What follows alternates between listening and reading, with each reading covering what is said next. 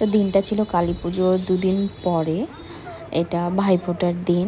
তো এত ভিড়, লম্বা লাইন দেখতে পাচ্ছ। এটা হচ্ছে ভূত দেখা। ভূত দেখা বলতে এই জিনিসটা আমি জানতাম না, কলকাতায় আসার আগে জানতাম না। কলকাতায় আমি দেখি এই জিনিসটা, যে কালী পুজোর পরে ভূত দেখা হয়। যে দেখতে পাচ্ছ হীরক রাজার দেশে একটা অনেকগুলো লোক এগুলো ভূতের মতো সেজে ওই হীরক রাজার দেশ, এটা একটা গল্প আছে, সেই গল্পটা মানে শর্টকাটে দেখায়, এটাই ভূত। তো বাচ্চারা ভূত দেখা বলে।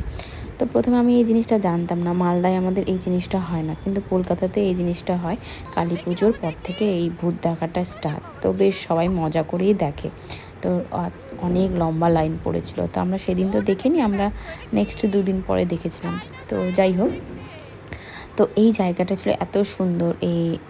এটা ছিল নিমতা, দুর্গানগর থেকে ভেতরে যেতে হয়, এটা নিমতা। এই জায়গায় প্রত্যেক বছর খুব সুন্দরভাবে কালী পুজো অনুষ্ঠান হয়। তো আমরা এসে দেখছি এখানে লাইভ কনসার্ট হচ্ছিল। তো দেখতে পাচ্ছ ভীষণ সুন্দর মন্দিরটা, ভীষণ সুন্দর মন্দির বলছি, মণ্ডপটা তৈরি করেছিল কালী পুজোর জন্য, ভীষণ সুন্দর ছিল।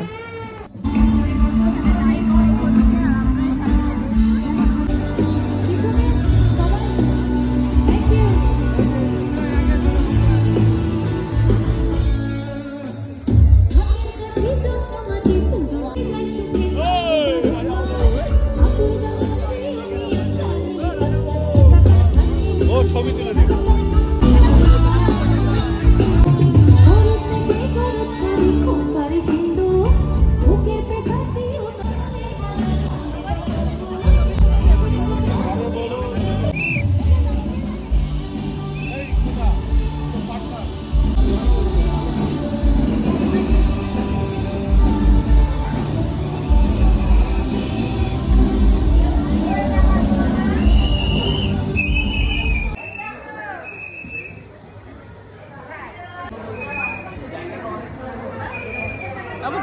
এই যে বাবা,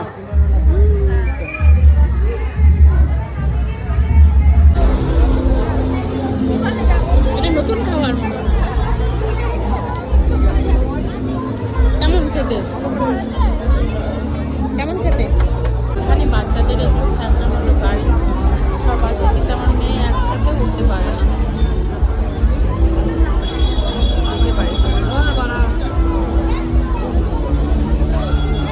চলো, তুমি পারবে না, চলো বাবা, চলো। ও হাতি দেখতে এত ভালোবাসে, মুখ খুলে দেখছে হাতি, মুখ বন্ধ করো। ওদিকে দেখা, এই যে হাতি, এই যে হাতি। আমার মেয়ে হাতি ভীষণ পছন্দ করে, এখানে হাতি দেখতে পেয়েছে, তাই এখানে চুপটি করে দাঁড়িয়ে দাঁড়িয়ে দেখছে।